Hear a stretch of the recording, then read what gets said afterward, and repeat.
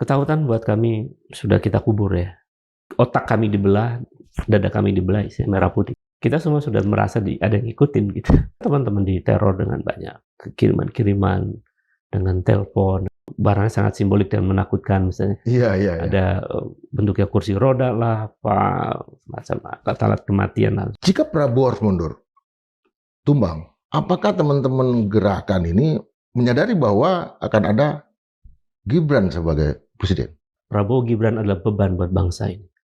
Apa dosa-dosanya Prabowo Subianto? Inkonsistensi, manis di mulut tapi pahit dalam kenyataan. Bertubi-tubi melahirkan satu langkah yang justru membuat bangsa ini mengalami beban yang berat.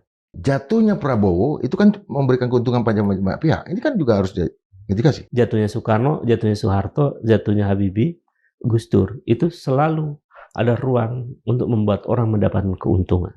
Tapi kita sampai pada titik bahwa bagaimana kemudian memandu arah perubahan jika itu terjadi. Jadi sebenarnya rakyat sudah muak, Bu. Kalau mahasiswa sudah bersuara, kaum cendekiawan sudah bersuara, intelektual bersuara, civil society bersuara, para petani, para buruh, guru. Siapa yang bisa menolak itu?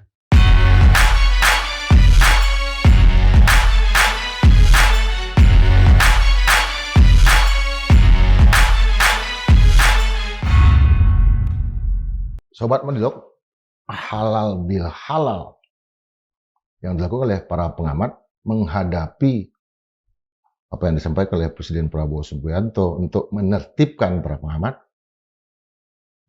tiba-tiba berubah menjadi apakah Presiden Prabowo Subianto itu akan dimundurkan. Untuk membahas itu, kita hadirkan inisiator dari pertemuan para pengamat itu, yang juga seorang analis, seorang aktivis, Bung Ubedillah Badrun. Ya, Bung. Nah, kita langsung aja ya. Kalau seandainya Prabowo Subianto ini mundur atau dimundurkan, itu kira-kira hasil kesepakatan para pengamatkah atau itu pikiran personal? Peristiwa kemarin itu adalah satu silaturahmi pemikiran sebetulnya. Di hal bihalal, di mana kemudian kita punya pemikiran yang berbeda, lalu kemudian mengkerucut pada satu ruang. Kita sebut sih hal bihal kemarin itu adalah public sphere, di mana kita membicarakan isu publik secara rasional, secara saintifik dan argumentatif, lalu kemudian berujung pada satu narasi bahwa kita akan menghadapi situasi yang cukup pelik di bulan-bulan ke depan. Karena pengaruh internal kita yang kapasitas pemerintahnya tidak cukup untuk mengantisipasi gejolak global maupun problem di internal. Sehingga kemudian memunculkan pikiran-pikiran yang kritis, diantaranya misalnya bahwa pemerintah sebetulnya sudah menuju pada situasi di mana pemerintah ini sudah tidak layak memimpin pemerintahan begitu. Itu tentu dengan argumen ya, dengan argumen yang bisa diperdebatkan secara intelektual. Ya bahkan bisa rasional, bahkan bisa sangat konstitusional. Jadi narasi yang keluar dari sejumlah pengamat di forum itu, saya dan teman-teman inisiator lain tidak menyalahkan itu, dan itu adalah tanggung jawab sebagai seorang intelektual. Dan di antara tanggung jawab intelektual itu adalah to speak the truth. Bagaimana kemudian kita mampu mengungkapkan apa yang sebenarnya benar dalam pikiran kita dan benar dalam pikiran publik. Kita menyambungkan antara pikiran kita dengan pikiran publik itu, yang dalam terminologi lain disebut dengan intellectual organik itu. Jadi ya kami akan terus bersama Profesor Saiful Mujani dan yang lain-lain yang bersikap kritis, karena kita membutuhkan orang-orang kritis. Republik ini dalam situasi yang seperti sekarang, menurut saya memerlukan satu balances kekuasaan, keseimbangan kekuasaan yang penting untuk membuat demokrasi kita bisa lebih baik.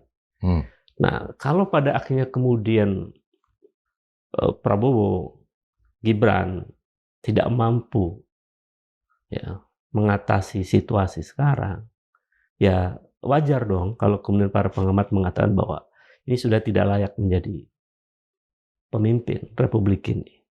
Tidak lagi layak menjalankan pemerintahan. Sebetulnya analisis kita itu sejak awal sudah mulai ada tanda-tanda itu. Kenapa ada tanda-tanda itu? Ya, kita harus katakan bahwa memang pemerintahan ini sejak awal sudah punya cacat bawaan kan. Ada cacat anak haram konstitusi, dan Prabowo punya beban masa lalu yang cukup berat dan seterusnya. Itu menjadi berat, jalannya pemerintahan menjadi sangat sulit. Jadi kalau Prabowo mengatakan bahwa para pengamat itu tidak suka pemerintahan Prabowo Gibran berhasil, bukan itu faktornya. Faktornya memang rejim ini sejak awal sudah punya cacat bawaan.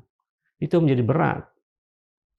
Kalau sejak awal tidak ada cacat bawaan, mungkin akan lain ceritanya. Rejim Jokowi pada awal ada cacat bawaan, tapi tidak seberat sekarang. Ya kan? Meskipun kemudian pada periode kedua rejim Jokowi lebih parah kan kondisinya. Cuma sekarang ini baru 1,5 tahun sudah mengalami situasi yang memburuk karena ada faktor global dan internal. Jadi menurut saya ya wajar kalau akademisi, para pengamat itu kemudian mengatakan itu. Jadi Bung Indra, halal bihalal kemarin adalah silaturahmi pemikiran dan bertemu pada satu titik penting bahwa memang dalam bulan-bulan ke depan situasi kita akan makin memburuk kecenderungannya. Saya kira itu ya. Itu jika Prabowo harus mundur, tumbang, atau katakanlah ditumbangkan, apakah teman-teman gerakan ini menyadari bahwa akan ada Gibran sebagai presiden? Kita pada titik bahwa dua-duanya bermasalah sebetulnya. Jadi bisa satu paket.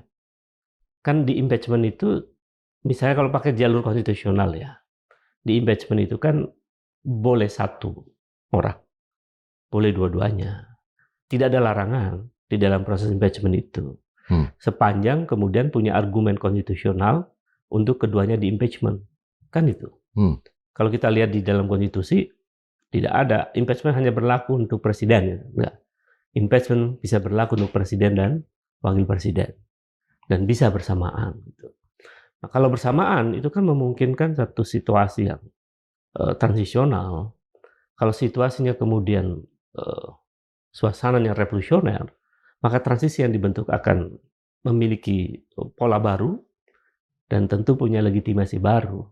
Dan ini kan diskusi kita ini kan diskusi yang menurut saya perspektif keilmuannya. Karena dalam sejarah dinamika negara itu selalu memungkinkan perubahan yang normal maupun yang abnormal. Dan Indonesia pernah mengalami dua-duanya. Kita pernah mengalami bagaimana kekuasaan tumbang dalam situasi yang abnormal. Kita pernah mengalami bagaimana kekuasaan dihentikan dalam situasi yang agak normal. Kalau kita melihat kisah Habibie dan Gus Dur kan situasinya agak normal gitu. Tapi kan kalau kita lihat kisah Soekarno dan Soeharto itu kan situasi yang abnormal. Jadi kita punya pengalaman itu. Jadi kalau orang mengatakan bahwa perbincangan soal impeachment, soal tumbang dan tidak tumbangnya kekuasaan Prabowo Gibran, itu dianggap sebagai pembicaraan yang inkonstitusional, itu narasi yang keliru juga.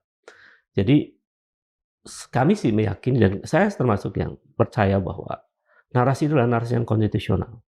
Pertama, di dalam pasal 28 dijamin kemerdekaan untuk mengungkapkan pendapat di muka umum dalam konstitusi kita ya. Jadi seorang ilmuwan, akademisi, intelektual yang berbicara di depan umum dengan penuh tanggung jawab, itu dijamin oleh konstitusi. Itu pertama. Yang kedua, ide tentang pemakzulan, baik yang dimakzulkan melalui satu mekanisme parlemen atau di luar parlemen, dalam terminologi demokrasi, itu sah-sah saja. Karena kita pernah mengalami sejarah itu. Gitu.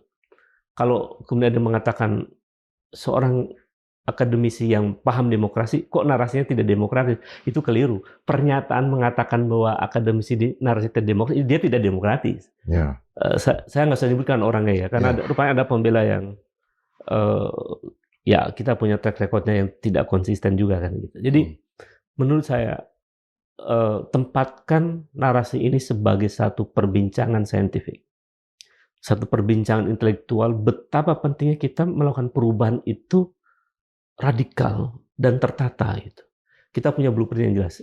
Saya cermati rezim pemilu, rezim yang diproduksi lewat pemilu itu selalu gagal pada ujungnya untuk menata masa depan kita menjadi lebih baik begitu. Oke. Kita bisa belajar dari kasus rezim pemilu sebelumnya. Sejak pemilu 55 ya?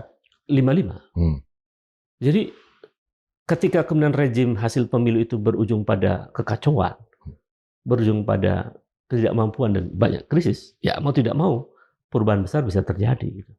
Oke. Tadi kan disebut Prabowo Gibran ini cacat bawaan. Berarti Prabowo Gibran ini sudah menjadi beban bagi bangsa ini? Ya.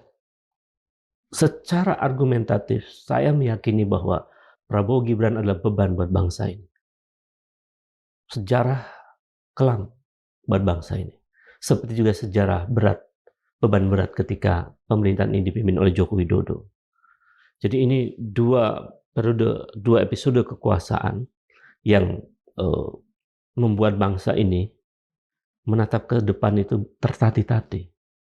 Ya, dari beban periode sebelum yang begitu berat soal utang ya, soal ketidakpercayaan dunia internasional, soal demokrasi yang memburuk, soal korupsi yang merajalela, ditambah lagi sekarang terus berlanjut itu.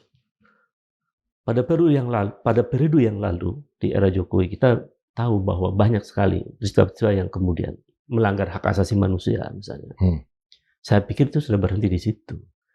Di era Jokowi ada peristiwa penyiraman air keras terhadap Novel Baswedan misalnya. Kan itu di era Jokowi ya. Dan kita lihat bahwa waktu itu pelakunya polisi ya kan. Polisi aktif. Ya. Sampai level eksekutor aja kan waktu itu. Tidak sampai digali siapa aktor intelektualnya. Saya kira sudah berhenti di situ.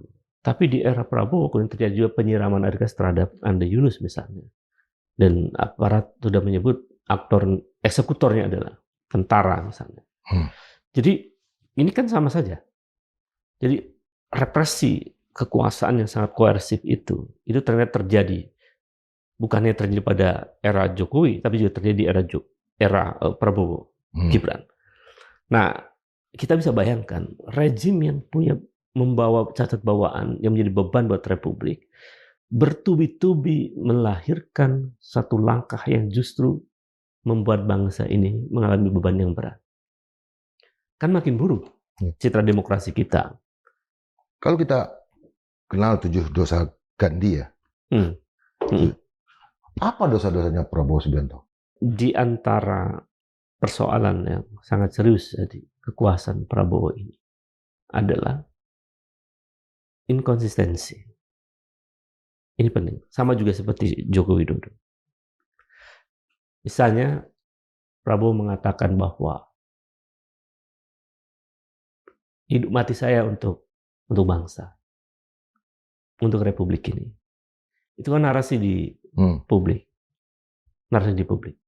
Kalau untuk Republik, itu kan berarti dia harus melindungi bangsa Indonesia.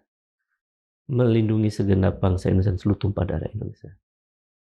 Posisi Prabowo dalam kasus-kasus yang terjadi pada masa kekuasaan sekarang misalnya, ikut di BOP misalnya, menyetujui ART dan lain-lain, termasuk pada kasus soal penyiraman air keras dan lain-lain, itu menunjukkan antara narasi dengan praktek kekuasaan tidak konsisten. Dan kekuasaan kembali menunjukkan kebohongan kan begitu. Jadi narasi-narasi normatif yang ditunjukkan di hadapan publik itu kan menunjukkan kekuasaan yang kelihatan luar biasa, tapi pada praktek empiriknya kemudian kita lihat ada inkonsistensi di situ. Jadi ada semacam kebohongan, dosa dari dosa politik ya. Dan ini terjadi juga di era sebelumnya di masa Joko Widodo. Jadi saya kira itu ya di antaranya ya Bung ya. Yang lain misalnya narasi-narasi yang diproduksi oleh Prabowo itu cenderung anti demokrasi dan bahkan anti intelektual. Misalnya dengan mengatakan bahwa di belakang demonstrasi dan di belakang pengamat ada antek-antek asing misalnya, ya kan? Kemudian pengamat akan saya tertibkan. Itu kan narasi-narasi represi simbolik yang bisa ditafsirkan oleh bawahannya menjadi represi yang manifest dan koersif. Jadi narasi yang diproduksi Prabowo itu narasi yang tidak kompatibel dengan demokrasi kan begitu. Yang itu membahayakan. Jadi kalau kita turun, belum kebijakan-kebijakan yang ngotot ya soal MBG lah, soal Koperasi Merah Putih lah, dan lain-lain di tengah krisis fiskal yang sangat serius krisis fiskal kita. Nah, ini ngeri gitu. Dan menurut saya ya pemimpin harusnya kan tidak begitu. Artinya begini, kalau kita bersebut nama Jokowi sekarang, era sebelumnya, Prabowo lah bagian dari itu kan? Iya, Prabowo adalah bagian dari Joko Widodo. Bahkan Prabowo pernah mengatakan bahwa Jokowi adalah guru politiknya. Nah, sampai dia teriak hidup Jokowi dan seterusnya. Jadi sebetulnya kita mau mengatakan bahwa ini periode ketiganya Joko Widodo sebetulnya.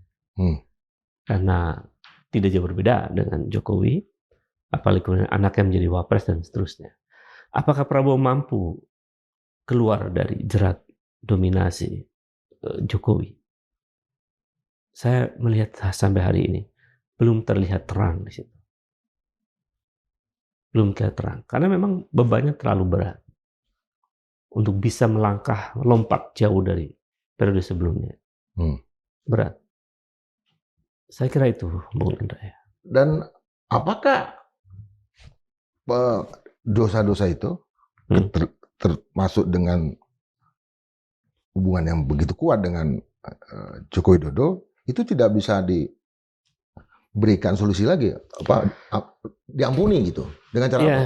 Saya lihat dari setahun setengah lebih ini, pada peristiwa tahun lalu misalnya ada kerusuhan Agustus, dan cara-cara Prabowo yang menurut saya tidak tepat ya kan, harus menangkap hampir 1.000 orang ya kan, dan itu kan mirip-mirip juga pada era Jokowi semacam itu. Bahkan dulu ada semacam dalam tanda petik ya pembunuhan dengan gas air mata yang beracun di Kanjuruhan di masa Jokowi.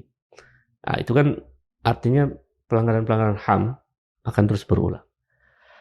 Nah, apakah kemudian pola semacam ini ya mampu kemudian Prabowo keluar dari pola yang sama gitu?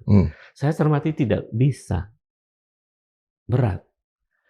Jadi ada persoalan paradigma juga tuh. Jadi di kepalanya Prabowo itu, ini tafsir saya ya, tafsir bisa keliru, bisa benar. Itu yang mempengaruhi pikiran Prabowo. Itu kan pertama ayahnya. Yang kedua Soeharto. Ya. Yang ketiga Joko Widodo. Oh, begitu ya? Iya. Karena hampir polanya mirip. Jadi itu yang kemudian meramu pikiran Prabowo di dalam praktek kekuasaan sekarang. Nah, tapi di 10 tahun terakhir tuh begitu dominan pengaruhnya. Berdasarkan narasi atau pernyataan Prabowo ya. Kan dia mengatakan bahwa saya berguru pada Jokowi guru saya, dan seterusnya. Itu kan kita analis, itu kan bisa melihat dua hal. Mengamati seseorang itu. Pertama dari narasi yang diproduksi, yang manifest, yang kelihatan begitu. Ada yang dibalik narasi itu. Nah, dibalik narasi itu, kalau kita menggunakan perspektifnya Van Dijk itu, critical discourse analysis, itu kita bisa lihat dari kognisi sosialnya. Jadi kognisi sosialnya Prabowo itu apa dan bagaimana dan siapa? Saya mencermati kognisi sosial Prabowo itu dipengaruhi oleh ayahnya, dipengaruhi oleh mertuanya, dan dipengaruhi oleh Joko Widodo. Yang lainnya ada ya Habibie itu untuk bunga-bunga aja dan lain-lain. Jadi kalau lihat dari kognisi sosialnya semacam itu, ya kita sulit berharap pada pemerintahan ini. Sulit itu mungkin ada peluang tapi sangat sedikit. Sulit. Apakah teman-teman ini sudah sampai pada kesimpulan yang final bahwa Prabowo Gibran Harus stop. Kalau pada titik ini, dari peristiwa setahun yang lalu, kemudian peristiwa sekarang, sampai kemudian ada korban Andri Yunus, ini sudah lampu merah. Silakan ditafsirkan apa lampu merah itu. Dan ini kemunculan teman-teman pengamat ini apakah memang kesadaran sendiri atau digerakkan? Jadi awal mula ini kan hasil diskusi saya dengan Bung Ray Rangkuti dan Cak Wakil Kamal, beberapa termasuk juga Alif Iman gitu ya. Siapa? Arif Iman. Arif Iman. Herlambang. Herlambang. Apa saya sebutkan ya, karena kita udah terbuka juga. Iya. Di videonya ada semua itu. Jadi kita memang diskusi, ngobrol santai. Gitu. Ini empat ini ya? Iya. Awalnya berdua, bertiga, lalu berempat. Gitu. Bahwa ada narasi presiden untuk mau menertibkan pengamat. Gitu. Kemudian mungkin itu kan waktu itu bulan puasa ya. Ya. Akhir puasa masalah. Lalu sebaiknya ini direspon. Ada respon saya dan beberapa orang secara individual. Ya. Mungkin akan lebih besar pengaruhnya kalau kita responnya kolektif. Lewat apa? Lah momentum habis Lebaran kan lebih halal. Selagi silaturahim, memaafkan dan lain-lain. Tapi kalau sekedar halal itu memaafkan seremonial, sepertinya nggak begitu berarti. Maka kita sekaligus membahas dengan tema sebelum pengamat ditertibkan. Sebelum pengamat ditertibkan, mari kita berkumpul. Kita berlebaran, maaf lahir batin. Siapa tahu nanti ada yang ditertibkan kan begitu. Ya, apalagi kalau jangan-jangan termasuk Bung Indra juga mau tertibkan, kita nggak tahu kan. Jadi kita merespon secara akademik, secara saintifik, secara konstitusional. Jadi hal bihala sekaligus merespon isu. Maka jadilah itu. Dan tidak ada desain bahwa kita akan begini-begini. Kita kumpul pengamat-pengamat yang masih independen, yang merdeka berpikir lah, gitu ya, yang nggak takut di apapun kecuali untuk mengatakan kebenaran dan kira-kira itu. Tersambunglah, siapa mau hadir berkenan gitu. Banyak yang mau datang, tapi begitu kita kasih tanggalnya, waduh tanggal itu masih ada.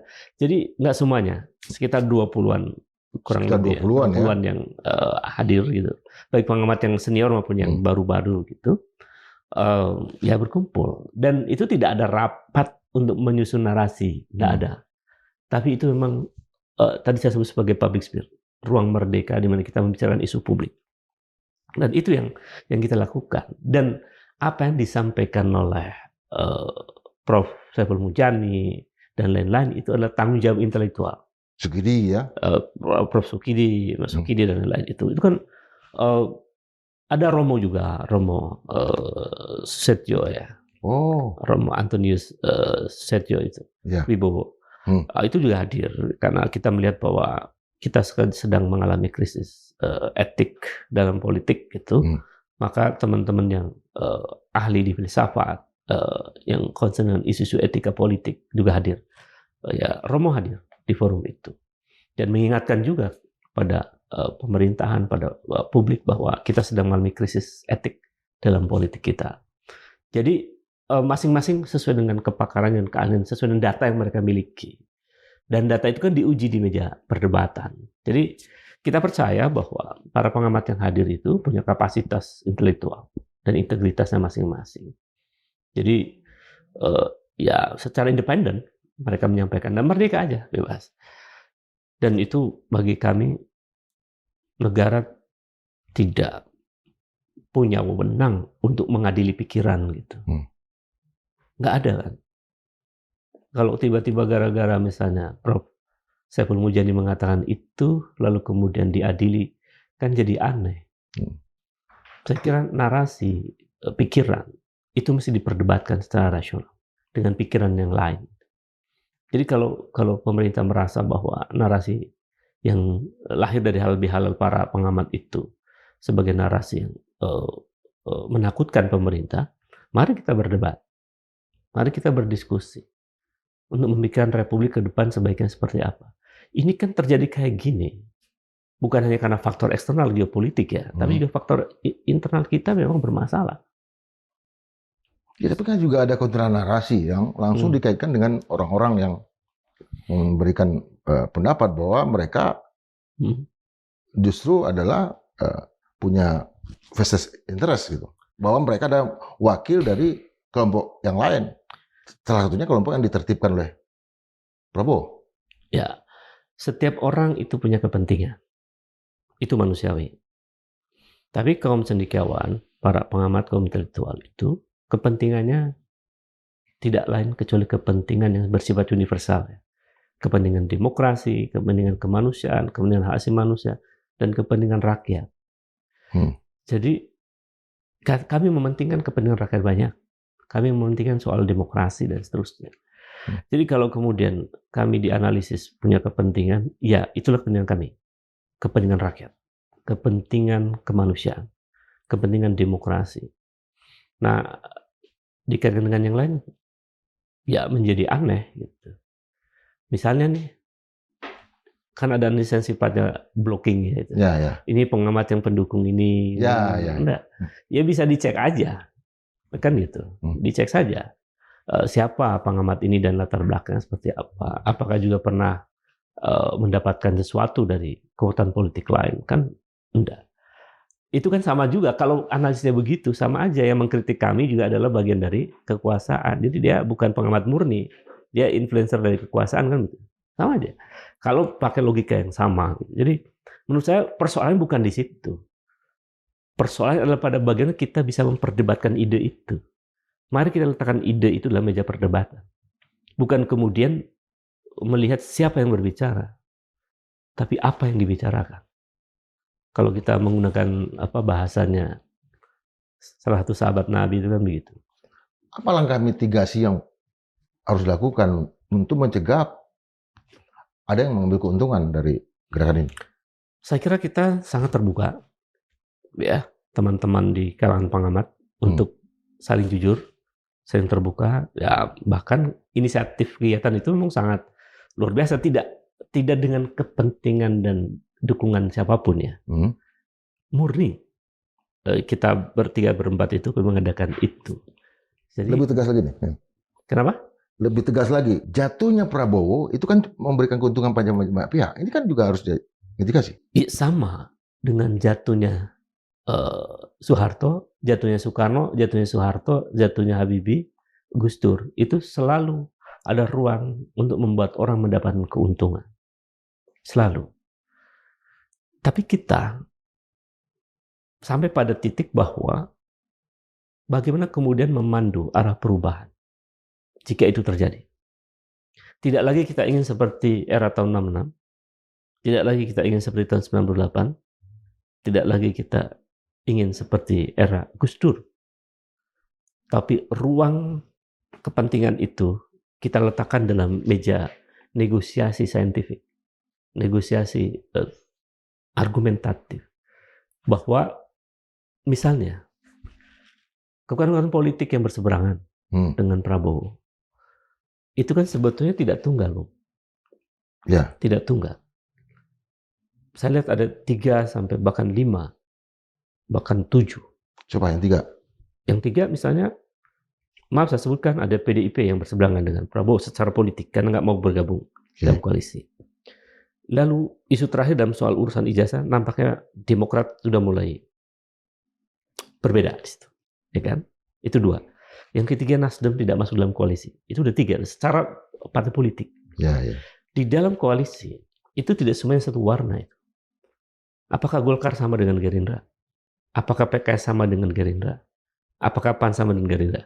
Tipologi partai politik kita itu tipologi pragmatis, Bung. Bagaimana arah angin? Disitulah mereka akan ikut arah angin itu. Itu kan tren.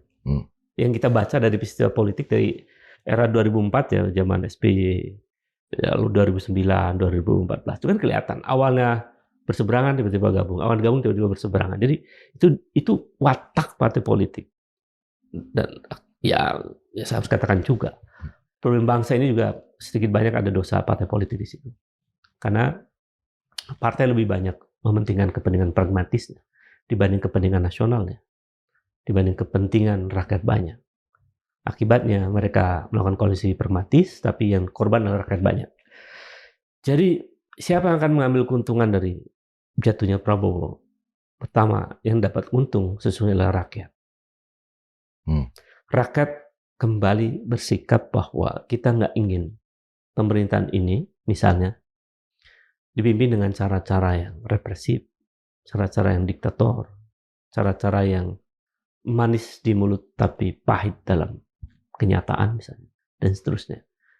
Jadi sebenarnya rakyat sudah muak, Bu. 10 tahun di era Jokowi itu kan memuakkan. Kalau sekarang ya, makin muak lah rakyat. Jadi siapa yang paling diuntungkan ketika kemudian jatuhnya kekuasaan Prabowo Gibran? Rakyat paling diuntungkan. Yang kedua, tentu saja kekuatan politik. Ya, kekuatan politik itu nanti ada ruang negosiasi di situ. Penyegaran lagi ya? Ya, dan situasi baru akan terjadi. Jika diperlukan kemudian rakyat sudah menghukum partai-partai lama bisa jadi dianggap selesai. Akan muncul kekuatan-kekuatan baru. Nah, kalau situasi perubahannya radikal, bisa jadi itu ada namanya putus satu generasi. Wajah politik ke depan adalah wajah generasi milenial dan generasi Z misalnya. Tidak lagi generasi kolonial. Bisa jadi begitu. Kita tidak tahu. Karena apa yang ada di balik pikiran generasi Z ini dahsyat kalau dibuka. Mereka menginginkan sesuatu yang baru. Mereka sudah muak dengan performa kekuasaan yang hanya memanfaatkan generasi Z begitu. Menipu mereka. Jadi kalau kita ditanya survei yang benar, ya, tanyalah kepada Gen Z sekarang. Apa yang mereka rasakan? Kekhawatiran, ketidakpastian, pengangguran, kecemasan. Kecemasan kita udah tahu seorang anak-anak Gen Z yang mengalami gangguan jiwa puluhan juta. Jadi itu sebetulnya data empirik untuk menunjukkan bahwa Gen Z cemas. Gen Z kecewa dengan performa politik yang buruk. Betapa banyak juga anak-anak, bahkan generasi agak milenial begitu, sebelum generasi Z, mereka ada yang konsultasi ke dokter hanya karena mikirin soal negara. Jadi itu sebenarnya tanda, itu simbol yang dimaknai bahwa generasi baru sudah muak dengan praktek-praktek kekuasaan generasi lama ini. Meskipun presiden wakilnya usianya muda ya, tapi ternyata pikirannya masih lama, ideologinya masih lama. Tapi sebelum benar-benar tumbang seperti ini kan informasinya akan ada konvergensi dengan gerakan lain. Ya, saya cermati bahwa kemarahan publik itu dari banyak entitas. Ya, apalagi terakhir ketika Andri Yunus disiram air keras itu ya, diserang dengan air keras yang kabarnya matanya kemungkinan harus diganti ya. Total ya? Iya, jadi sangat panas dan keras itu. Jadi itu membangkitkan kekecewaan publik yang luar biasa. Karena itu kemudian pertemuan antar entitas, kaum cendekiawan, intelektual, para guru besar, itu sudah mulai terkoneksi dengan baik. Bahwa memang ini episode sangat berbahaya. Yang kalau kemudian terus diberikan jalan, bisa makin parah Republik ini. Karena situasi makin parah, ya teman-teman civil society, teman-teman guru besar, para akademisi, sudah berjejaring untuk membicarakan masa depan Republik ini. Tentu mereka bukan orang sembarangan. Yang mereka adalah kaum cendekiawan yang punya reputasi nasional dan internasional, yang cukup mumpuni di bidangnya, dari banyak disiplin ilmu. Semua gelisah sekarang. Jadi buah dari rusaknya rezim 10 tahun itu sampai sekarang masih terasa. Nah, parahnya rezim baru tidak mampu membangkitkan kepercayaan itu. Tapi malah menciptakan kebusukan-kebusukan kekuasaan baru. Jadi makin parah situasinya. Nah, jadi kalau Bung Indra bertanya, apakah ini juga makin meluas begitu kekecewaannya dari publik? Iya, saya katakan itu. Bahkan di lapis generasi Z sampai ke bawah, anak-anak, bahkan anak SD sudah mulai berteriak. Nah, SMP kemarin sudah bilang bahwa MBG saya kasih aja untuk insentif guru misalnya. Karena guru-guru yang nganggur itu banyak. Guru-guru yang dibayar hanya ratusan ribu banyak. Sementara MBG seperti program di anak emas kan, demi kepentingan tertentu. Jadi menurut saya itu juga tanda bahwa yang marah tidak hanya kami. bahwa yang kecewa tidak hanya kami, tapi juga banyak sekali entitas yang kecewa. Jadi peristiwa halal bihalal itu mestinya ini juga tamparan keras untuk partai politik. Dan partai politik kan mestinya dia punya fungsi agregasi, ya, fungsi aspirasi juga. Mungkin Agak di belakang mungkin ya. ya, partai politik tidak mampu menangkap suara-suara rakyat itu. Atau ada ketakutan di tubuh partai politik, kita nggak tahu. Ini akan bergulir setiap minggu, termasuk dengan komponen gerakan lain? Saya cermati eskalasinya akan kemungkinan besar terus terjadi. Hari-hari ke depan advokasi atau pembelaan kepada Andri Yunus akan terus makin meningkat misalnya. Karena apalagi kemudian dialihkan kan persoalannya tidak di peradilan umum gitu. Semakin meningkat, kemudian para cendekiawan, para guru besar juga akan terus bersuara untuk menyelamatkan republik ini. Ya setelah itu saya lihat mahasiswa juga tidak akan tinggal diam. Mereka akan bersuara. Kalau mahasiswa sudah bersuara, kaum cendekiawan sudah bersuara, intelektual bersuara, civil society bersuara, para petani, para buruh, guru, siapa yang bisa menolak itu? Kepala desa apalagi ya? Kepala desa misalnya.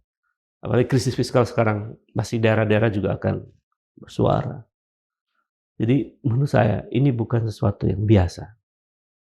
Ekspresi dari kekecewaan kami adalah ekspresi yang sangat bermakna. Tapi bukan nada ketakutan. Ketakutan buat kami sudah kita kubur ya. Memang ada yang diteror. Kita semua sudah merasa ada yang ngikutin gitu. Ada orang-orang yang tidak tinggal di tempat kita, tapi tiba-tiba ada di situ berkali-kali gitu. Banyak sudah. Ada teman-teman diteror dengan banyak kiriman-kiriman, dengan telepon, dengan doxing dan semacam lah. Ada bahkan dikirimin barang yang tidak dia pesan ya. Barangnya sangat simbolik dan menakutkan misalnya.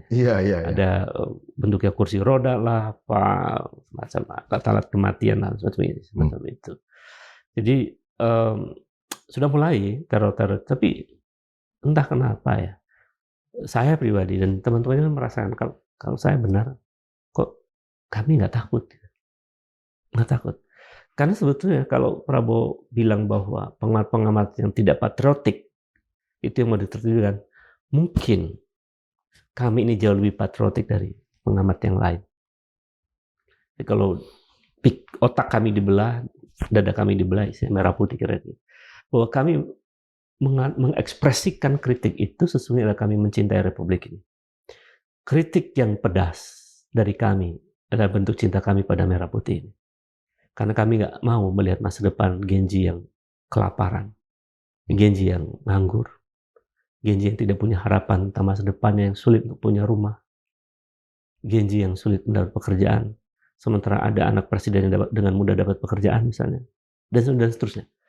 Kami nggak ingin masa depan republik ini rusak dan hancur hanya karena ulah para elit politik yang mengecewakan anak-anak bangsa. Jadi maka kami bersuara.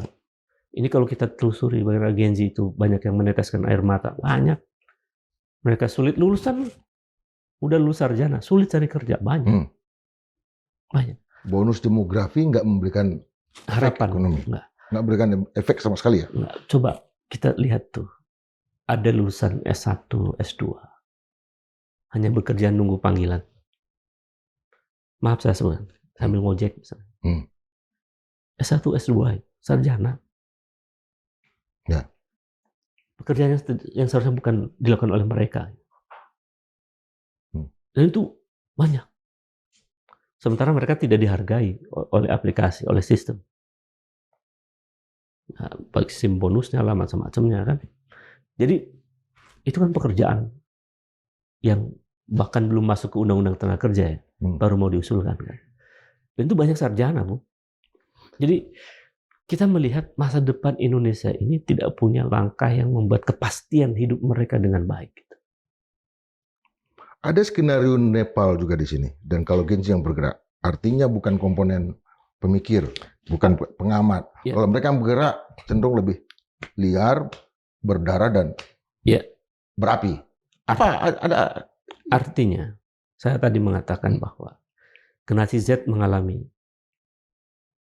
mimpi masa depan yang terancam, ya kan? Artinya potensi naiknya situasi dari Gen Z menunjukkan ekspresi kritiknya itu sangat mungkin dengan cara-cara yang mereka lakukan, yang kita tidak bisa menolak juga. Peristiwa Agustus tahun lalu sebetulnya adalah tanda bermakna bahwa Gen Z ketika sudah marah itu nggak ada yang bisa menghadang, nggak ada yang bisa menghadang. Jadi potensi besar 27% penduduk Republik ini yang berasal dari generasi Z dan mereka banyak nganggur, itu potensi besar yang memungkinkan gerakan perlawanan dari Gen Z itu akan muncul. Mungkin akan ada pemimpin baru di antara mereka, kita nggak tahu. Tapi secara saintifik ya, dalam banyak studi gerakan sosial itu memungkinkan. Kita bisa studi tentang Bangladesh, studi tentang Nepal dalam akhir-akhir tahun ini, atau beberapa isu lain atau di negara lain. Ya, termasuk saya kira di Perancis misalnya, di beberapa negara lain yang di Eropa ya, yang mulai kemudian banyak anak-anak muda yang tidak takut bersuara. Mereka berhadapan dengan aparat yang nggak ada rasa takutnya. Karena bagi mereka memilih jalan benar itu jalan mulia gitu. Nah, itu yang potensi di Indonesia sangat tinggi untuk itu. Jadi jangan dianggap bahwa suara kami ini bukan suara rakyat. Kami ingin menyuarakan suara Gen Z. Kami ingin menyuarakan suara rakyat. Karena itu kami tidak takut gitu. Tentu kami basisnya keilmuannya dan konstitusi. Jadi kalau kami diapa-apakan berarti yang mengapa-apakan itu yang melanggar konstitusi. Saya kira itu. Yang kita juga ada lihat dalam sebulan terakhir ini, terutama ya sejak perang ya, persona seorang Prabowo Subianto itu udah hilang sama sekali. Ya. Dia hadir dimanapun, tidak lagi orang menganggap dia sebagai memorabilia. Ya. Dia adalah bukan solusi, dia adalah masalah. Ya. Artinya sudah hilang dari pikiran publik. Benar kan? Dalam teori populisme, banyak penelitian yang menyebutkan bahwa populisme itu kan bisa dua ya. Dia memanfaatkan pesona natural individu. Dia juga bisa memungkinkan memanfaatkan status pencitraan yang direkayasa dari seorang personal itu. Prabowo, dua-duanya dilakukan pada awal pemilu. Sekarang, itu auranya sudah mulai hilang. Tidak lagi menjadi sosok yang dielulukan seperti waktu Gemoy diproduksi ya. Sekarang isinya udah banyak meme yang mencaci maki, gambar-gambar yang sudah dicoret-coret, digambar macam-macam kan. Itu kan ekspresi untuk menunjukkan bahwa aura Prabowo sudah mulai kehilangan di mata rakyatnya sendiri. Cara Prabowo bergabung dengan BOP yang tidak menggunakan diskusi dengan DPR misalnya, itu menambah luka-luka dari entitas politik tertentu atau entitas masyarakat secara umum bangsa ini. Ya, dan lain-lain. Jadi makin bertubi, makin menumpuk. Itu kan menunjukkan bahwa ya memang Prabowo sudah mulai tercerabut tuh ini ya, aura pengaruhnya di mata publik sudah berbeda. Yang juga kita lihat bahwa dengan berjalan ke luar negeri akan ada satu situasi yang berbeda. Nyatanya tidak. Ya. Diaspora yang hadir ketika presiden datang itu dimobilisasi dan mereka mulai bersuara sekarang. Ya. Itu kan tanda bahwa proses rekayasa untuk menunjukkan bahwa rakyat seperti masih mencintai itu kan palsu. Ada kelompok masyarakat berkerumun mendekati pemimpin. Itu beda antara yang natural dengan yang palsu. Kita melihat akhir-akhir ini justru kepalsuan itu mulai nampak. Seperti juga kepalsuan di masa kekuasaan Joko Widodo. Itu kan penuh rekayasa gitu. Jadi kalau di teman-teman di luar, ya masyarakat Indonesia di luar mulai bersuara bahwa ini proses rekayasa mobilisasi dan seterusnya, sama juga di Indonesia. Pola-pola mobilisasi kan dilakukan untuk menunjukkan seolah-olah didukung oleh publik, dan itu pakai cost yang tidak murah ya. Jadi kalau kemudian pada akhirnya situasi itu terjadi di mana aura pengaruh Prabowo makin berkurang, itu kan tanda bahwa atau membenarkan analisis teman-teman pengamat bahwa memang rezim ini sudah tidak layak memimpin republik ini. Sebagai satu narasi itu menurut saya, itu narasi yang penuh dengan tanggung jawab ya, yang bisa kita diskusikan secara detail begitu. Jadi saya kira itu enggak. Jadi ini tidak main-main ya sebetulnya situasi ini, karena ini dampaknya pada kepentingan rakyat banyak. Prabowo, ya kalau memang pada akhirnya dia harus mundur, ya mundur. Tentu bersama Gibran ya. Tapi sebelum itu, kalau masing-masing teman-teman ini dituduh makar. Makar itu berbeda dengan kritik, ya kan?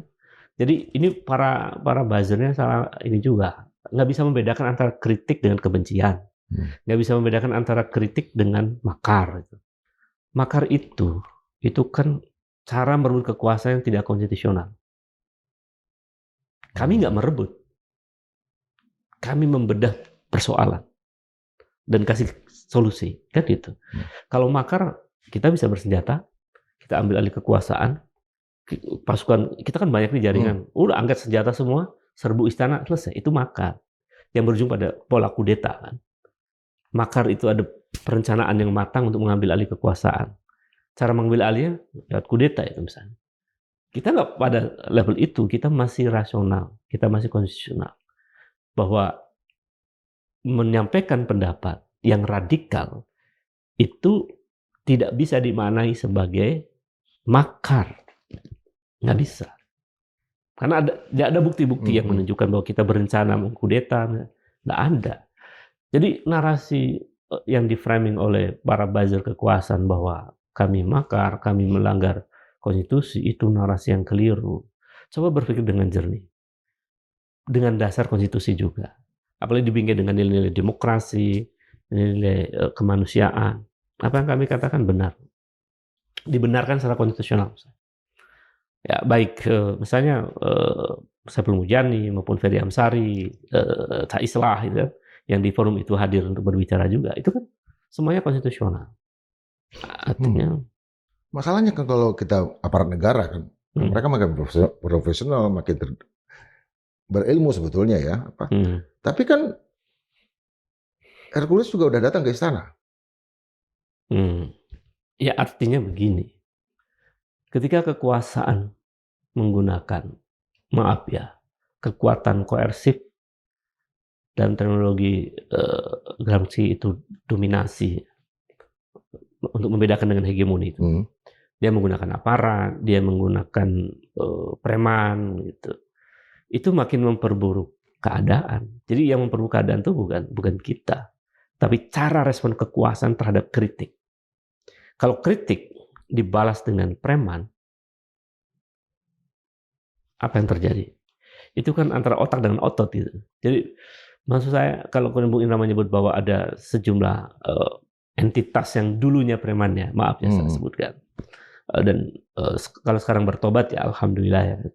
Tapi itu kan simbol itu masih sulit untuk lepas. Atau bahasa lain yang lebih agak soft, Presiden sudah memanggil ormas ya, ormas tertentu gitu, ke istana untuk dan lain-lain jaringan mereka. Ya bagi saya itu ya sah-sah saja sebagai penguasa ya, untuk mengundang ormas. Tapi kalau menjadikan ormas sebagai instrumen represi, itu tidak dapat dibenarkan dalam negara demokrasi. Karena nanti ujungnya sama seperti Soeharto pada akhir kekuasaannya dan awal kekuasaan Habibie ya, membentuk PAM Swakarsa gitu. Nah, itu justru akan memperuncing persoalan. Dan ingat ya, sekarang tidak lagi zaman tahun 60-an dan 70-an, 80-an atau 90-an. Sekarang sudah era digital. Apapun yang dilakukan oleh pemerintah dan apapun yang dilakukan oleh rakyat dalam isu-isu politik dalam hitungan detik dunia akan tahu. Jadi perlu paham juga era digital demokrasi itu memungkinkan kecepatan informasi dan memungkinkan framing terhadap kekuasaan juga sangat cepat. Jadi ini perlu disikapi dengan rasional dan penuh tanggung jawab begitu untuk melihat kondisi sekarang. Jadi kalau respon kekuasaan malah kontraproduktif, ya mungkin itu akan mempercepat kejatuhan. Bahkan negara pun kurang sanggup untuk membangun rasa haru nasional, belasungkawa. Ketika 3 orang prajurit TNI kita dibunuh di Lebanon, tidak ada hujan tangis. Karena penguasa ada sosok yang memang juga tidak dikehendaki untuk melakukan parade itu. Apa yang terjadi? Ini kan kalau kita lihat kan 1 orang aja dulu kan, itu betul-betul kita menganggapnya sebagai pahlawan nasional, national hero. Sekarang kenapa tidak terjadi? Ini soal trust.